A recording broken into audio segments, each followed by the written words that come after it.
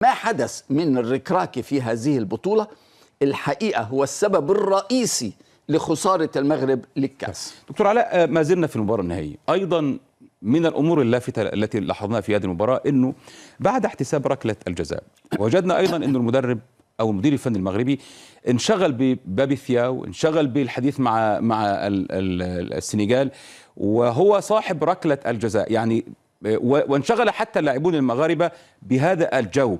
هل كان الأفضل من وليد الركراكي أن يجمع لاعبيه في ركن من الملعب وأن يبعد نفسه ولاعبيه تماما عن هذا الحوار؟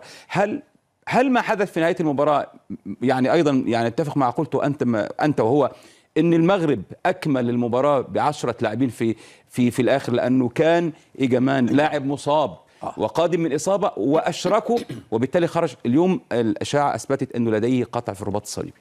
يا إلهي، اتفقنا وانتهينا من باب الركراكي. هو أخطأ في هذه المباراة أخطاء كثيرة جدا جدا جدا، لكن الفريق السنغالي عندما احتج على التحكيم كان لديه من الآلام ما دفعه لهذا الاحتجاج، لأن دقيقة 91 يعني بنلعب خلاص الدقيقة الأولى من الوقت بدأ الضياع، هدف للسنغال.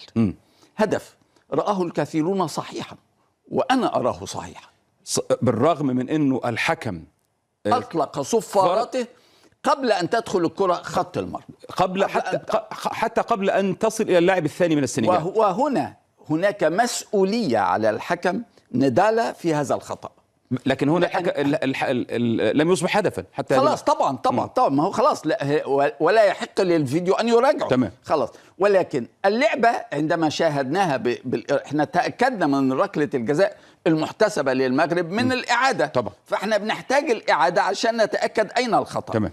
في الإعادة اكتشفنا أن أشرف حكيمي هو اللي دفع في البداية اللاعب السنغالي بذراعيه، فاضطر اللاعب السنغالي بذراعيه أنه يبعد الذراع اللي بتبعده. يعني الخطأ بدأ من أشرف حكيمي ثم لكن الحكم كان قد قتل هذه اللعبة بالصفارة المبكرة. نستطيع يعني زي ما بعض المحللين قالوا أنه ربما التحكيم، يعني المشهد كان رائعا في المباراة، التحكيم هو من أفسد هذه المباراة وأدخلها إلى هذه المنعطفات، وربما أثر على الفريقين.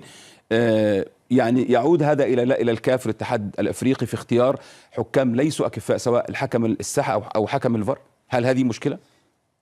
أتابع الأمم الإفريقية بتركيز كبير من 1970.